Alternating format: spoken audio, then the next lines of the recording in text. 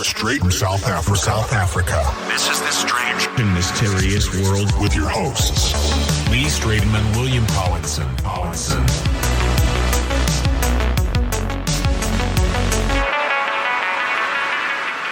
And welcome to Strange and Mysterious World, Season 1, Episode 11. And Happy New Year to everybody. This is going to be a fantastic year, 2024. William, I've feel in my bones, but I feel it's going to be a really, really good one this year. What do you think? Yeah, geez, I hope so, man. I hope all the prophecies and things we've been seeing on the internet about this year are true. You know, the ascension into the 5D.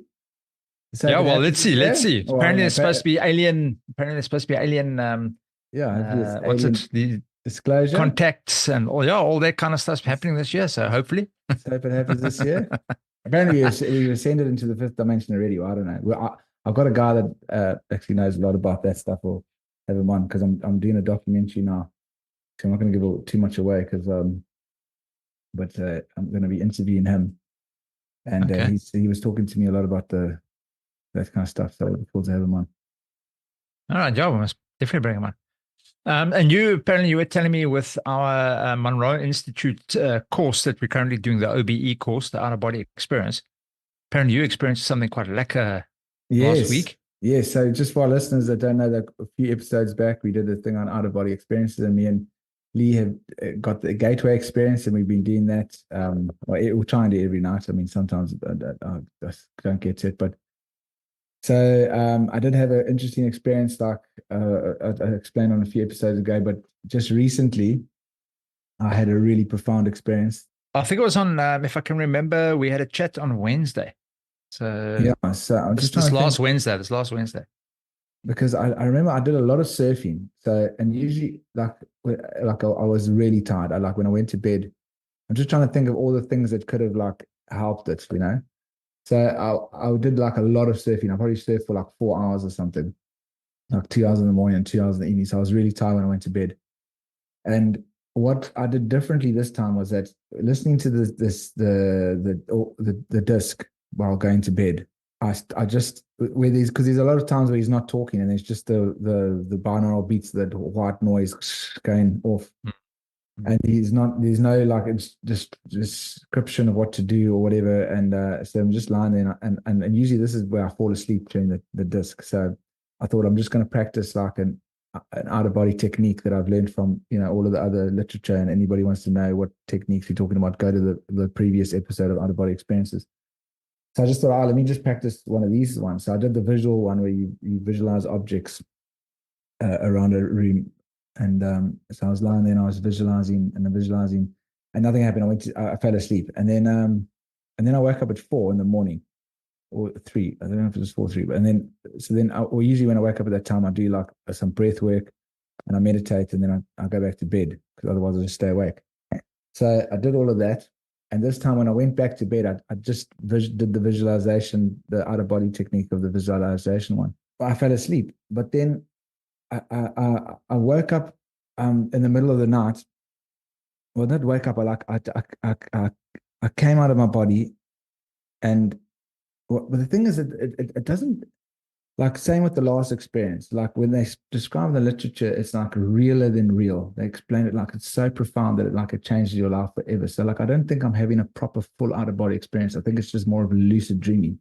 But I'm excited because it's like something, So like I kept on coming out of my body. Like I would feel like I would suddenly lift up out, but then I would be I wouldn't be in the room as such where I'm sleeping and looking. I'll be like in a completely different environment with like different people. And I mean, the one I remember, I came out and there was these 2 girls in this kitchen, and I was like sitting there talking to them, and I kept on saying like, write down that I was here, because I'm going to disappear. Write down that I was here. And then we were having this argument, but I mean, it was very real. I mean, like I could feel the table when I touched it, and I could like see them, and it was very real. And I kept on saying, you've got to write this down because I'm going to disappear right now. And they wouldn't write anything down. And I said, bye-bye. And then I went in my bed.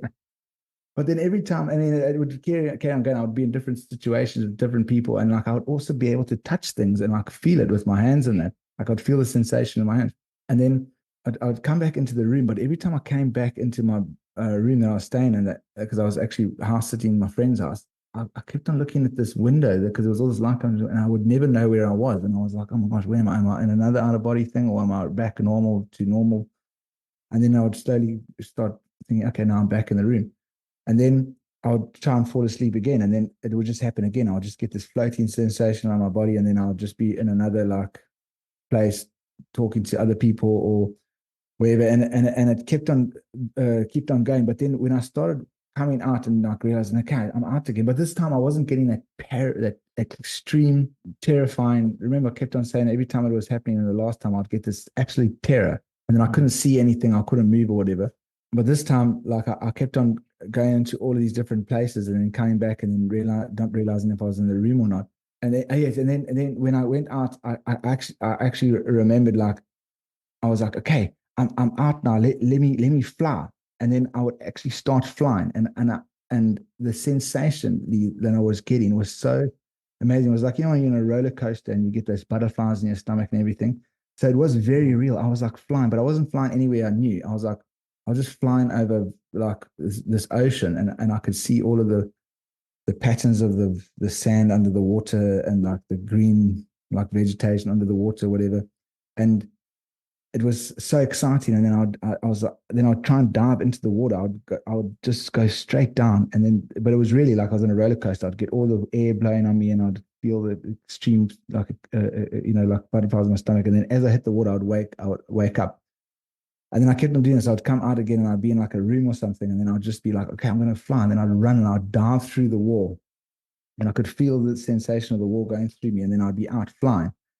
But then the one time I tried, and I ran and I jumped, and I got stuck right on the wall. Like my forehead went into the wall, and it hit something, and I got stuck there. And I could feel it on my forehead, like a bar or something, and I got stuck there. And then I'd wake up. And I mean, it was very exciting. I was so excited. But the thing is, it wasn't as real as real. Like, just say my consciousness is at a 10, and like my dreams are like maybe at a 3, because like a lot of the time when I wake up, I can't even remember. This was maybe at like a 6 or like a 7, maybe, like like realness. So it was like a very, very like real dream. It wasn't like and also like I remember the one time I came out and I thought I was in the bedroom, and I turned around to like look to see if I was sleeping or whatever. And then like there was just someone sitting on the bed. And then I would like look around, and I wasn't actually in my room. I was like in some completely different environment. And then I'd like wake up.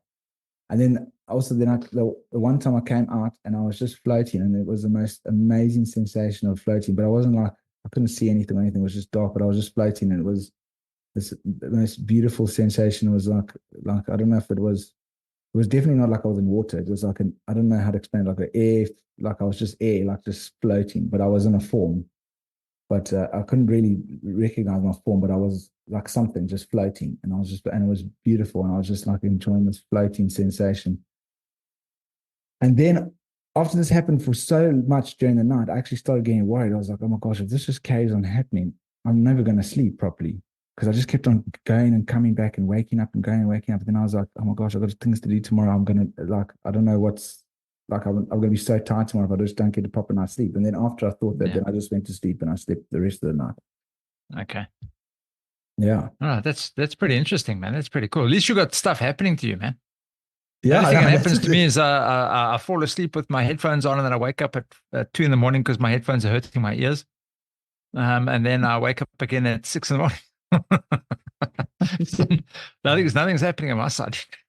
Man, just try to do one of the techniques, the out of body techniques, visualizations, or the rolling the ladder technique, or the roller technique, or something. Just try something like that. Just as you're falling asleep. That's what's.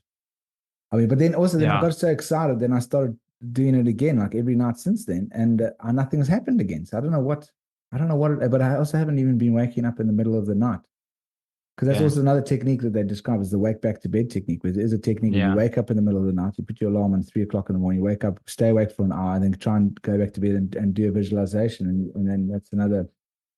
So, yeah, but I haven't been waking up at 3 or 4 in the morning by myself anymore. Okay. So, yeah. All right. No, cool, man. At least, like I said, at least you've got some like stuff happening with you. All right. So as promised, we're going to be chatting about Atlantis, probably a little bit about Lumeria as well today. Atlantis, I know, look, there's two guys in the past that have spoken about Atlantis, in my opinion, that have been of note, which would be Plato. Obviously, he was the first to chat about Atlantis. He mentioned that in his writings, the Critias and the Timesius, I think it was called, the other one. But then my favorite oak is Edgar Cayce with regards to Atlantis. I think there were a couple of similarities between the two. So maybe, I'm not sure the one that you were reading, was that more around Plato's Atlantis? No, I was reading Rudolf Steiner's. Rudolf Steiner. Yeah, that's right. Yeah, that's right. And I did read Plato's one, but I mean that was, I mean it was so brief and it was so boring.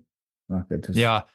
With Plato, the thing with Plato's Atlantis story, he didn't hear it firsthand. It came from an Egyptian priest originally in the story about Atlantis, but he didn't hear it firsthand from the priest. He actually heard it from his grandfather, who heard it in turn from one of the diplomats of Athens, who had heard it from a priest 300 years prior.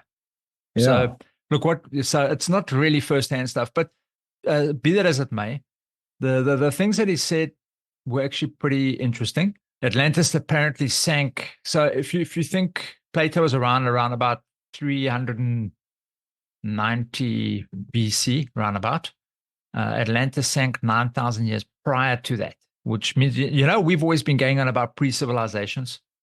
Yeah. That there's a pre-civilization, a permanent building civilization. This actually starts leaning now more towards the things that I believe. All right. So it sunk 9,000 years ago. At that time, they were at war with Athens. Now I thought, but that's strange because Athens was only supposed to be like founded in, I don't know, 5,000 BC or something to that extent.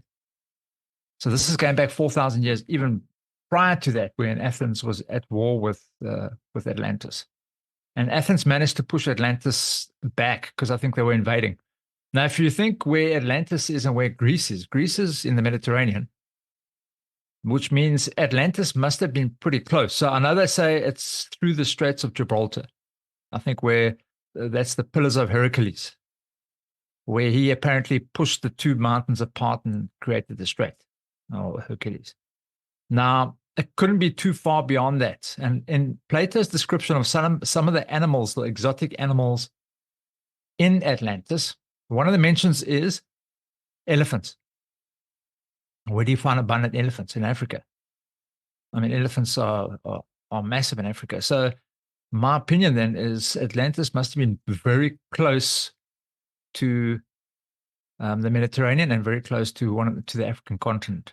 The Atlantis itself was apparently supposed to be the size, if you look at Edgar Cayce now, he mentions this, it was the size of Libya and Asia Minor. Now, if you put the two together, it's bigger than Australia. I know he says it's an island, but Australia is not an island, dude. That's like a continent. And apparently it experienced quite a few upheavals and floods, and, it sank. And then, so there are still a few islands that are around that I think were Atlantis originally. But I think most of the stuff has sunk. It's definitely in the Atlantis. That's in the Atlantic Ocean. That's for sure, because the Atlantic Ocean was named after the first king of Atlantis, which was Atlas. He was the son of Poseidon, and Atlantis was obviously named after him as well. So I think there's a lot of truth to the story, William. I'll be honest. I don't think it's a myth, because Edgar Cayce, when he came in now and started talking about, okay, let's talk a bit about Edgar Cayce. Let's introduce him a little bit. Edgar Cayce was born in 1877 in Kentucky. He was, I'm not going to say lazy. He was probably like me at school. He just didn't focus. His focus was cuck at school. And his grades weren't fantastic, and the teachers used to complain about him to his parents. And I think at the age of 9, he saw his grandfather, the ghost of his grandfather. And then a little bit later on in his life, he was walking around in the woods, and he saw apparently a woman with wings, which was an angel for him. Okay. And this angel said that they would help him whenever he needed it. Now, when he was at home and his grades were so cuck, his dad, they were sitting on a chair, and his dad pushed him off a chair.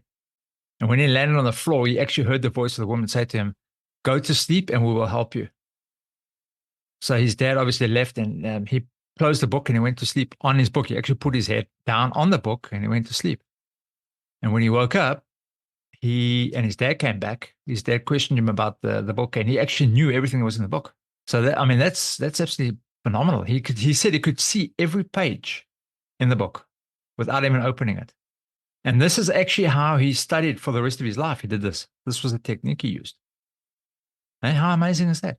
Really, Shit, I want to be a doctor, dude. I'm going to go and buy a couple of books, go and sleep on it.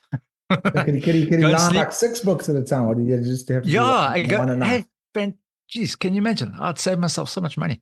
But anyway, so he then, that's about when he was young, that's about the most that it gets to.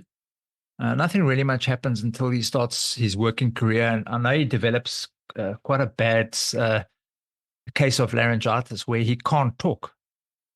It's like so bad that he can't talk. But he manages to, I think he went under hypnosis with a friend of his. He went under hypnosis. And this subconscious being came through and said to the hypnotherapist, listen, tell him this is what he needs to do to fix his throat. This, that, and the next thing. And then when he woke up, he said, oh, by the way, you told me to tell you this is how you fix your throat. And he's like, what? He said, yeah, you must do this. So he did it and it worked. And it kind of grew from there. So this is why he was called the sleeping prophet, because he would put himself into, later on in life, he'd put himself into a self-hypnotized state. So yeah, he used to do his healings with this entity that used to come through. And the cool thing was people would actually write to him later on. They would write to him and say, hey, listen, can you please cure this, that, next thing? And then he would be able to cure them through their letters, because obviously it was something that they had written down. So it's something from them that he was able to use.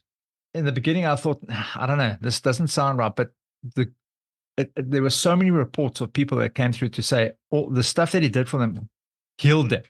And the great thing about it was he never, in his entire life, he never charged for any of his readings. It was always free. So for the healing, it was free because he was a very devout Christian. And he was actually a Sunday school teacher. Besides being a photographer later on in life, he was a Sunday school teacher. So he was very devout. And something happened later on in one of his sessions that kind of shocked him, because the story of Atlantis came up.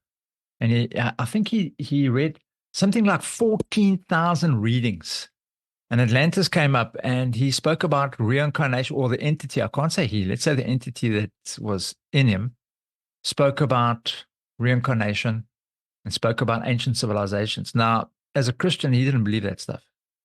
So when he came out of it, and the people that had made documents and notes of it, they said to him, oh, so you were speaking to us about your reincarnation and this, that, next thing, and the ancient civilization. And he was like, what?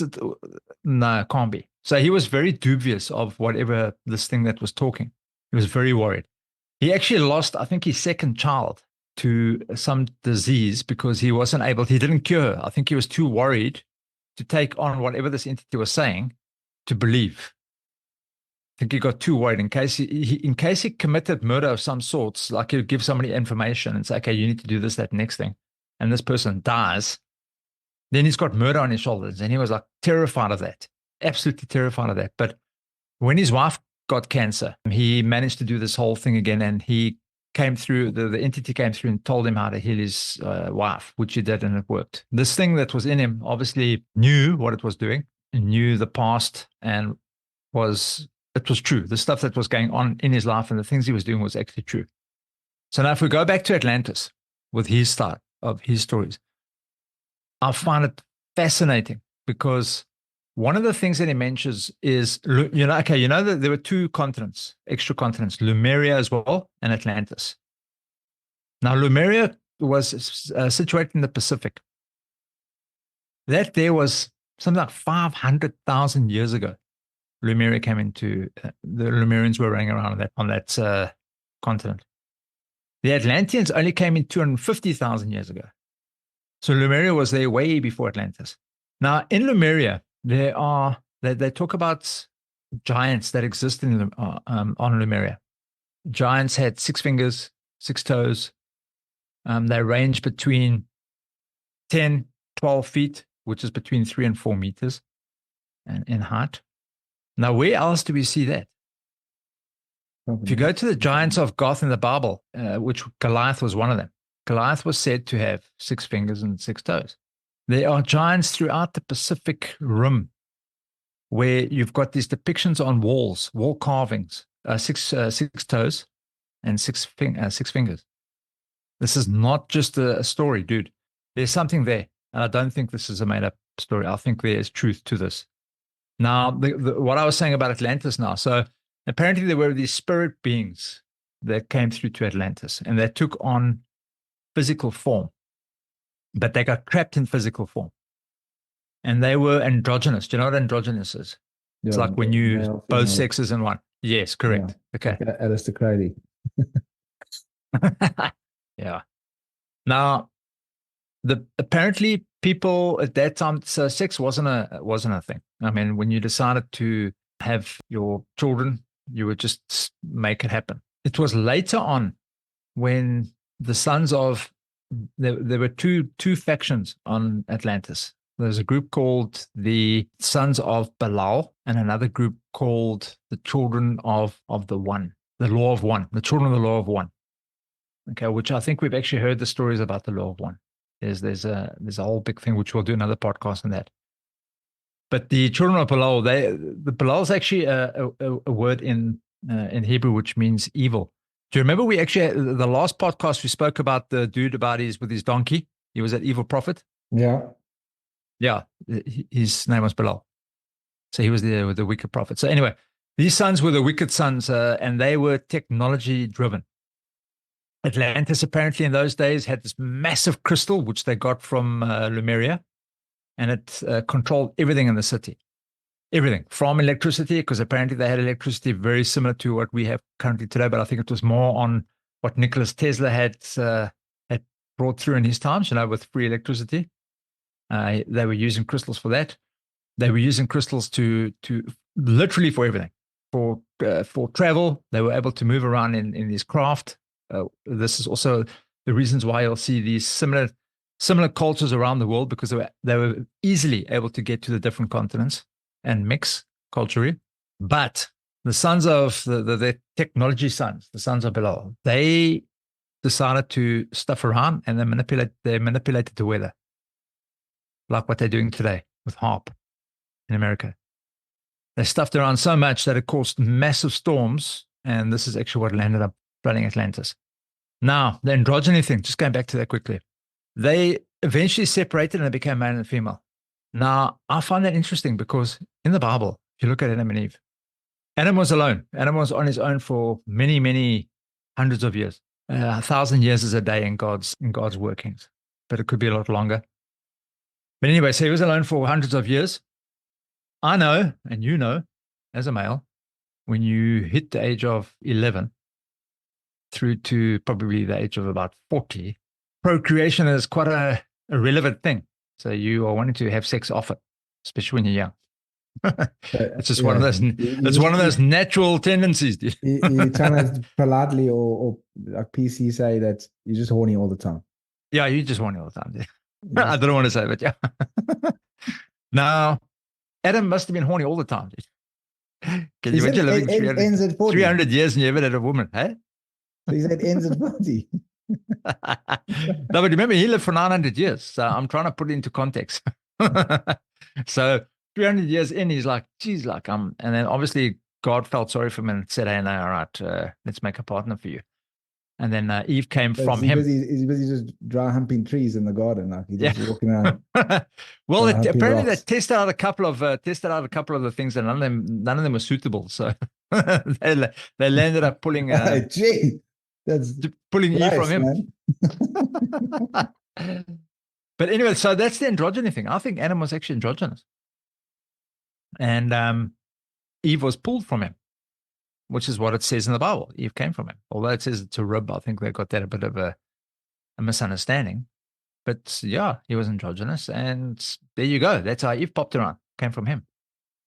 And if you look around the world, even in the Hindu stuff and the Sumerian things, there's always depictions of people with a woman face and man face on one body, 4 arms, 4 legs, You know what I mean? So there's depictions all around the world of this stuff, and I find it fascinating, dude. Seriously.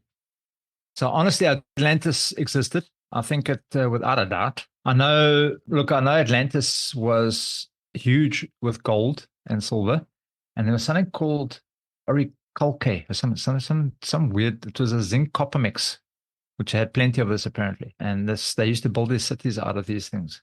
I know if you look at the Quran, it mentions about some city that actually is some lost city that's buried in the desert somewhere. That might be more towards the Lumerian side of things, though. But hey, I find it fascinating. I'll be honest, especially with Edgar Cayce. I mean, with his readings and the things that have come through and his prophecies that he's had. He actually said, talking about Atlantis again, the Hall of Records. There's two Hall of Records that have been that were taken from Atlantis before it sunk. One set of records was in the Yucatan, sent to South America, and the other was sent to Egypt, and it's apparently under the Great Pyramid or between the Great Pyramid and the Sphinx. Apparently, there's a Hall of Records there. Or under the Sphinx paws. Yeah, the whole thing about under the Sphinx paws, they don't want to like excavate there now. The main guy that is in charge of all of that in Egypt won't let anybody go underneath the Sphinx paws, even though there's all this, what do you call it, I don't know, evidence or whatever to show that there is something under the Sphinx paws and they want to excavate, but they will not be allowed to. Yeah, I think that's silly. I mean, if there's something there, just get it out, man, and let's show everybody what is there. Yeah, you know what I mean? Yeah, and then obviously from there, I mean, there's a lot of theories and stories. So I don't know if you remember the Olmecs. The Olmecs also in South America, they were like a mixed race because they found a lot of artifacts that had sort of African origin, Asian origin.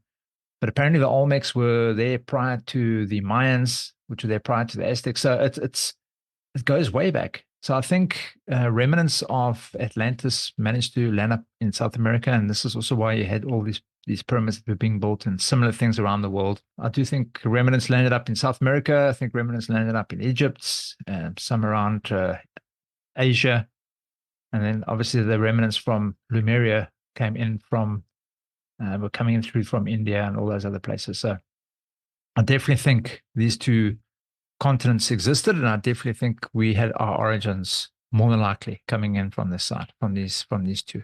That's my opinion. Yeah. And Rudolf Steiner, what does he have to say about it now, bud? So Rudolf Steiner, it's quite interesting because look, in the modern mystery school that I'm like initiative of, they actually have a class called the 12 root races, which they talk about Lemuria and Atlantis and a lot of other root races, which is really awesome. That class is actually open for the public. You don't actually even have to be an initiate to go and take that class. So you could take it. But I'm not going to say anything that's in that class because obviously, you know, I pay money to do it. And I mean, if I just come here and just blurt it out on the internet for free, that's of course. The karma that I probably get from that. So, but anyway, but the thing was that with Rudolf Steiner's, because Rudolf Steiner, anyway, he's a theosophist, and also he's a high initiate of Rosicrucianism. And I'm sure other things he's been initiate in as well. And also when he starts off in the book, he actually says he can't go so far as saying everything, because he says if you're an initiative, you would understand like why this is so that that they can't just give out all the information. And I mean, so obviously you have to, and I'll talk a bit about that while we go on, but he says that what is written in theosophy is that what he can talk about, and obviously I think he talks about it because it was close as what he has learned as an initiative of a mystery schools. Okay, so basically what he says about, so there was the Lemurians. Oh yes, and also what I also find was fascinating is that you speak to the New Age guys, and they're all like, I had my Akashic records read, and I'm from Lemuria, and like I was in the ships, and I went and I was getting crystals out of the walls, and like I was in charge of like the crystals and the airships, and then but like I don't know, when you in Rudolf Steiner's fine, and like other sources you find that actually Lemuria, I mean, what I found in my research is that they actually were very primitive, basic people, but they were basically the first root race. And like in the mystery school, the modern mystery school I've got is these 12 root races, and Rudolf Steiner talks about 7 root races, and the Lemuria was the first root race apparently to these, like, as I say, Rudolf Steiner. Discernment, like, there's so much information out there. You just got to, we're not saying that this is true or whatever. It's just that you got to take your sermon and judge for yourself about your own research. But he said that root race, Lumeria was the first root race.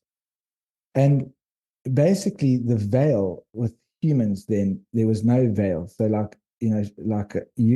people could communicate with spirits, they could communicate with the rocks, the trees, the earth, everything was there was no will and there was no thought. Humans did not have any thought then. It wasn't developed yet in their consciousness.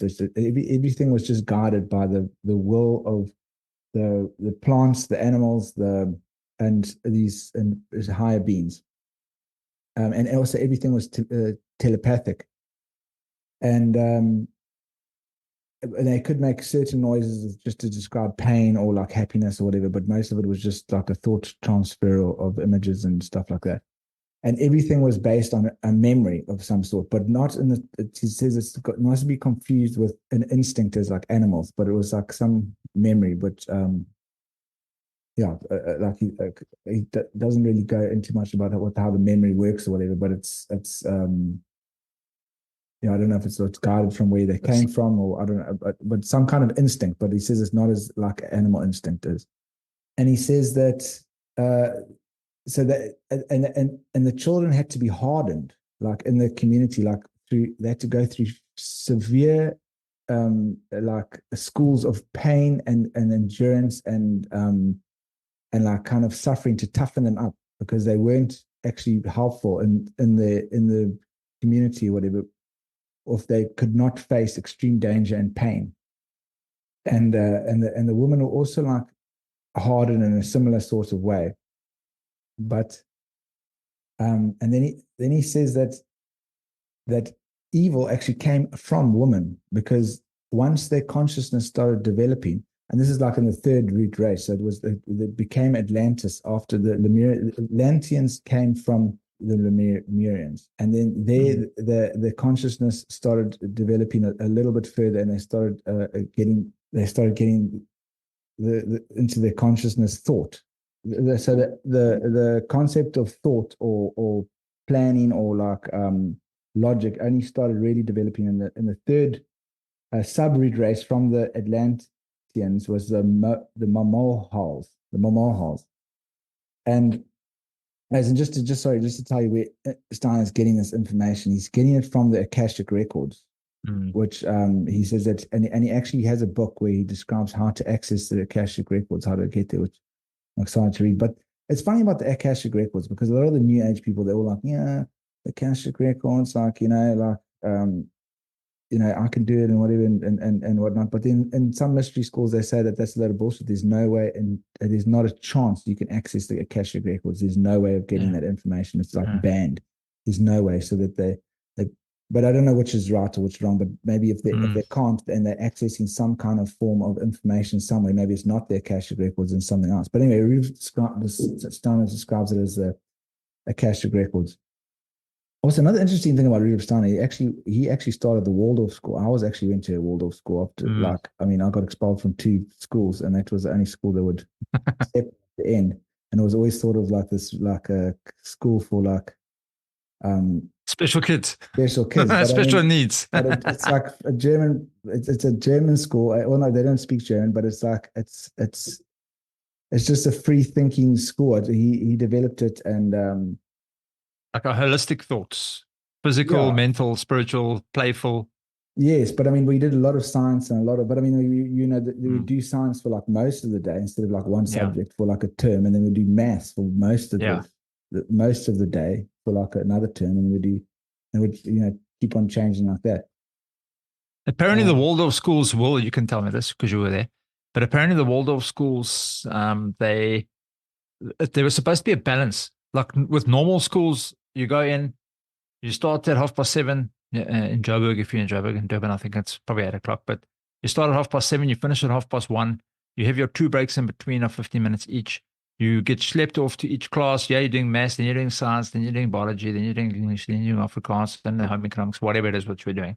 And you would do that day in and day out. But the Waldorf schools, apparently, they add in a lot of creativity. So you've got like sort of art things that you're doing, and You're Yes, yeah, playing there's musical yeah, a instruments and you're lot of doing art all, and you're kind of music. getting your, yeah. A lot of Okay. like, Right. I mean, we even had a juggling class. We learn how to juggle and like a lot of like kind of arts and crafts stuff. Yeah, there was a lot of Okay. that. And also we wore civvies, Cool. which is quite cool. All And right. anyway, sorry, geez, we Civis, for those who digress. don't know, is actually your code of dress. Like most of our schools in South Africa, you've got to wear uniform. Civis is just like your normal t-shirt, Whatever pants you and want. khakis, or sneakers. Yeah. Yeah. But sorry, I digress so much. But anyway, so then the what was interesting about the Atlantis that Rudolf Steiner says that they um they could harness the energy from plants, especially from seeds, because like seeds have a special life force energy inside them to make them obviously blossom and grow and turn into a tree or a flower or whatever, the bush or whatever. So that they could actually harness that energy and they would use that energy in like that was their main source of energy. Even to and he said that they had airships and they would power the airships with this energy from the life force of seeds and plants, which we've lost that ability now, and that's why we learned how to make fire, and now that's where all of our energy comes from as a heat source. So, and also what he said is that people had such an understanding of the nature behind everything that they didn't have to have like a math or science to like understand how much a block of rock, how heavy it was, or how much another block of rock would be able to hold it or whatever. They could just see it innately in the actual intrinsic like workings of it, like this almost like a knowing that they could see like what was going on in this like structure and everything, that it would know how much that would be able to hold, or how much pressure a branch would take to break it. They wouldn't have to calculate that. They could just see it innately in the actual forces of what was holding it together, like how much it could actually weigh. So they didn't have to have all of that science and math to work it out. It was just like a knowledge they could just gain by just knowing what's going on. So look, I know the Cayce records is supposed to be, according to Edgar Cayce, because his entity, the one that was doing all the subconscious talking, also got his information from the Cayce records.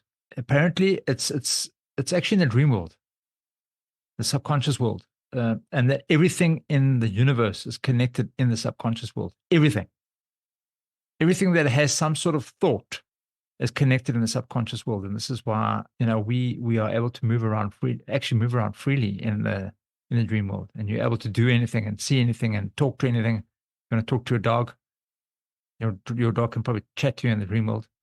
So you might think it's dreaming, but I think that on the subconscious level, everything is connected on the dream world. Yeah, So sure. quite interesting. So the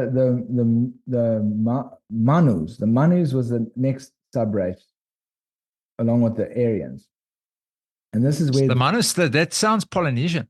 Is that like where the Samoans and the Tongans and the when it was all one group? I think it was like. But that's what they say that the Lemurians actually look like. They Okay. look like these like people that From have Polynesia. like tattoos and like like a bit of a darker complexion and The Maoris. yeah. So Okay.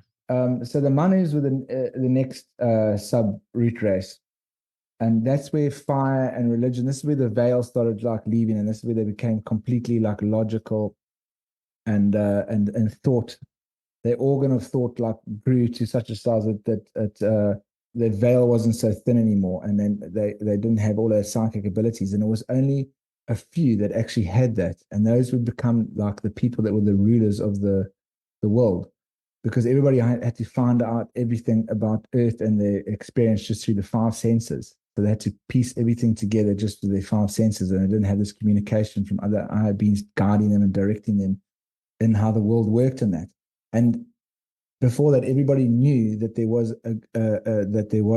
a supreme force that governed everything in the world. And then when they lost that, the thing is also because they had such free will now that they weren't actually allowed to know anything about the mysteries until they actually acknowledged that there was a supreme force guarding everything behind that, so that they were left to figure it all out with their five senses until they came to that knowledge. And then that's only when they would be able to be accepted into mystery schools, because the mystery schools started in the monies. Because when you were ready, you could actually get initiated, which meant that you could actually, what they call intercourse with the gods. So that's when you would be able to receive the information from other entities, higher, dimensional entities. They weren't of the earthbound nature to get, higher information. And that's where the mystery schools, and that's where the priests came from, and everything that would guide humanity further. Yeah, so I thought that was quite interesting. And that kind of makes sense. Well, sorry, man, that makes quite a lot of sense if you're going back biblical things. So now let's say prior to the Manu, there was another group which were, let's put it in nice words, they were Dolph. They're not on the same. I shouldn't say Dolph. That's the wrong word. They were not on the same sort of intellect as the later guys, the guys when the veil was lifted. Now, doesn't that sound very, very similar to when Adam and Eve were running around in the Garden of Eden? Yes, they didn't actually know anything about what was going on at that time. It was only the veil was lifted later when she apparently ate the apple. Well, I mean, the veil was closed. They closed it. Yes, and then they got. So that's also that's what also Rudolf Steiner was saying, is that actually the evil came from women, because because their imaginative experience was more stronger than men, because men just led with will, and a woman led with the imagination. And then they became so like in love with this imagination that everything that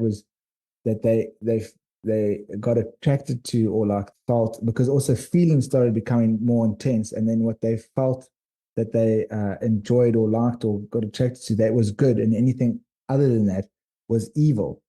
So it was actually the concept of good and evil was actually born within women, that brought it to society. And that's also what I found interesting, because that's also in the Bible, like Eve ate the apple and then fucked it up for us.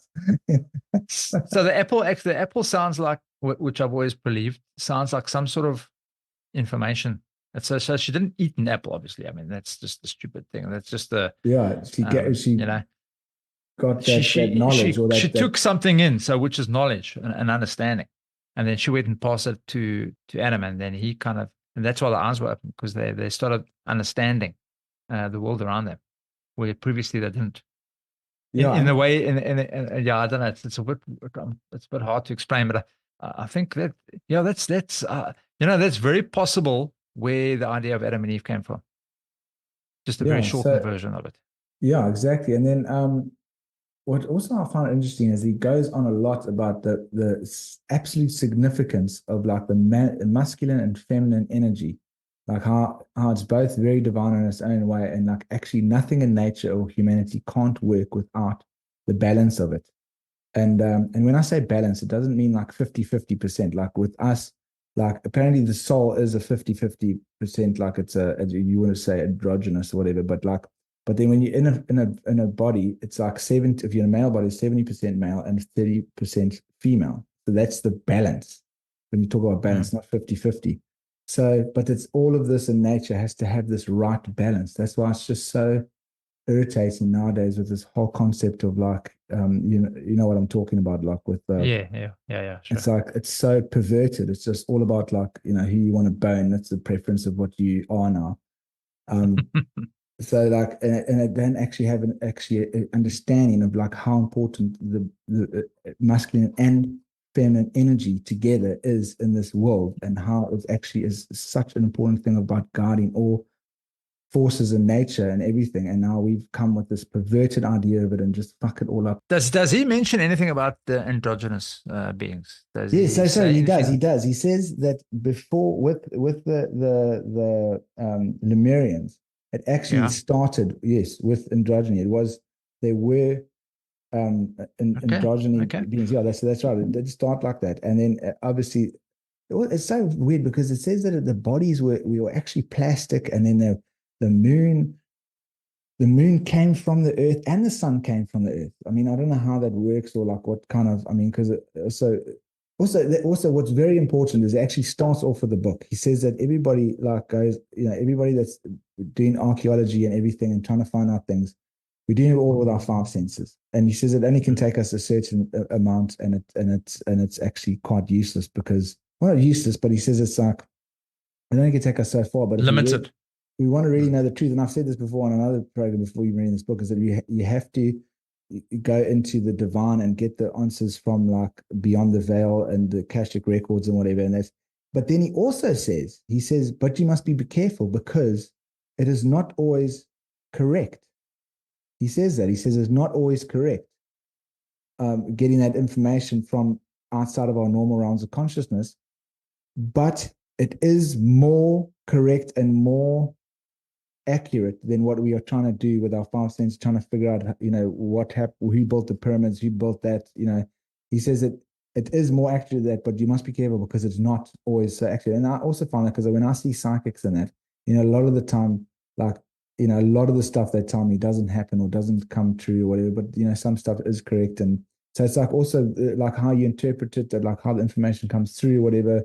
It's, you can distort it from however, your upbringing or how you interpret. I don't know if it comes in pictures or whatever, you could interpret it badly, also how you're feeling that day. I mean, there could be so many variations of how you could get distorted that information, but he does say that. Everybody says that we must be careful because it might not be completely true, but it is more reliable than how we're getting the information with how we're doing it scientifically. So then he goes on about the moon coming from the earth and the sun coming from the earth. So I don't know how that is possible or whatever, or how you interpret that from reading the Akashic records or whatever. But beings were on earth before there was a moon. And I heard that story. And I also heard like stories of that and like, paintings of caves and stuff. Only there was no moons and these whole stories of that before the moon came. And he says that our bodies were in like a plastic form that were very moldable and it was very different for today. And I don't know what he means by plastic, but also, I mean, he probably wrote that book in German and now they've translated it into English. There could be a loss there with something. And we were all androgynous. It was male, female, completely like as one. And then we slowly started developing like the need to, and I can't remember how he says it, but to actually physically have to be with another person to make another being. And yeah, so we evolved.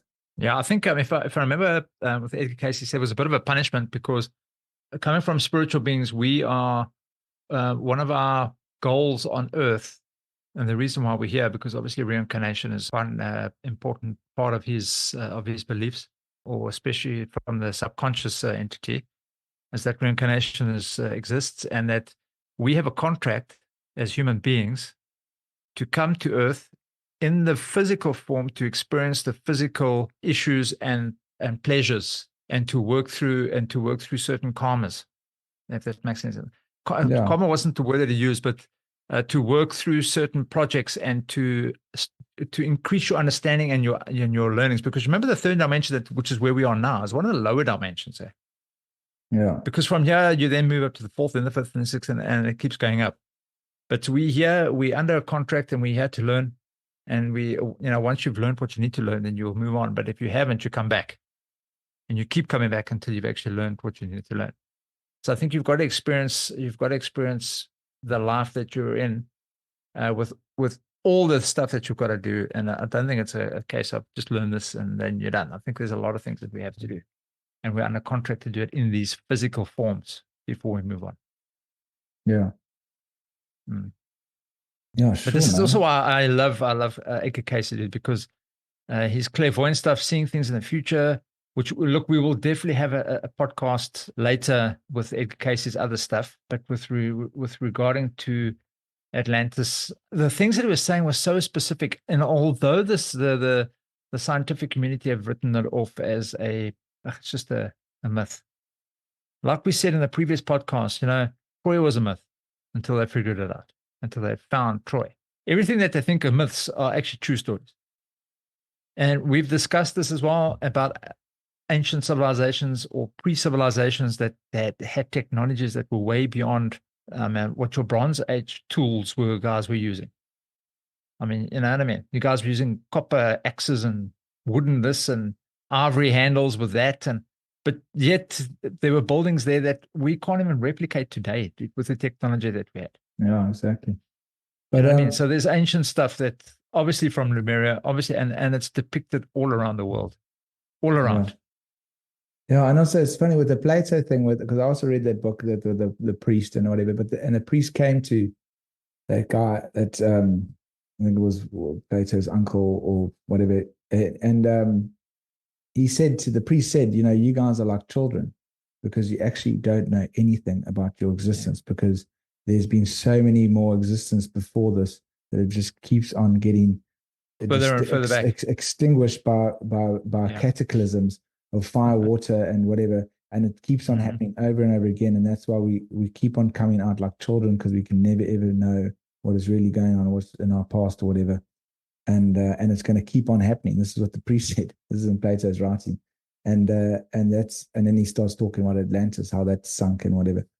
So yeah, it's just quite unfortunate that we just keep on getting. Well, if you look at Edgar, okay, so Edgar Cayce says that maybe it was the same with Rudolf Steiner, that Lumeria existed about 500,000 BC, roundabout, and Atlantis only came into being about 250,000 BC. So that was 250,000 years, and Lumeria was operational and running around. That's what Rudolf Steiner also said. He said the Lemurians were around even when the crust of the earth wasn't even settled yet, and it wasn't even hardened properly. That's how long ago they were. And does it say where they came from, the Lemurians? Because I'm assuming they didn't come from Earth. I'm assuming they must have been some sort of entity from outside of the world. No, it doesn't outside of Earth. Say it. No, it doesn't say it. No. That would be interesting to find that out, because I know that Edgar Cayce says, according to the Cayce records, that where he was or whatever, that the beings that landed up coming into Atlantis were spirit beings, and they were not from Earth. They came from outside the origins. So yeah, look, obviously that there could be debated, but we know, as we know, Göbekli Tepe, that's already discovered about 10,000 BC.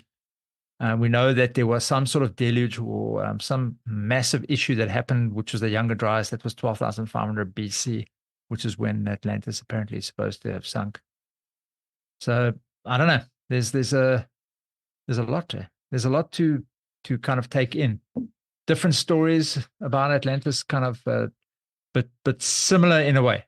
There's a lot of similarities, but a lot of differences. So I think you're just going to have to, when you're reading it, just make up your own mind. And I think what you think might be is, but we'll find out, because Edgar Cayce says soon we'll find out what the truth is. Once we find those Hall of Records, the ones in Egypt, and once we find the ones in the Yucatan, we will then understand a lot more of what's going on our planet. 2024, baby. 2024, man. That's when it's going to happen. Come on. Hopefully, man, because every year we're waiting for this shit to come through. Every year nothing happens. I remember all the oaks at the year 2000 were like all gathered around their computers waiting for the whole Y2K. Yeah, and then that didn't happen, and then everybody stood around the campfire waiting for the end of the world at 2012. Remember, 25th of December? Nothing happened there. So, but maybe it did. We just actually all moved on to the next dimension. Yeah, I know. Sure. You know what I mean? We all got wiped out. I mean, just shifted into the. Yeah, exactly. Because Edgar Cayce does seem to say that we are people with amnesia. We've completely forgotten everything of our past. Yeah, no, exactly. Yeah, cool. Yeah, I think that's a good place to leave it. Yeah, like that. Yeah, we'll see you next week, guys. And thanks again for listening. Again, you can find us on Apple Podcasts and Google Podcasts and Podbean and Castbox. There's plenty of them that you can find us on. And thank you for supporting us and listening. And yeah, we'll chat again next week. We'll have a fantastic week, and we'll see you then next week. Okay, man. Cheers, Ed.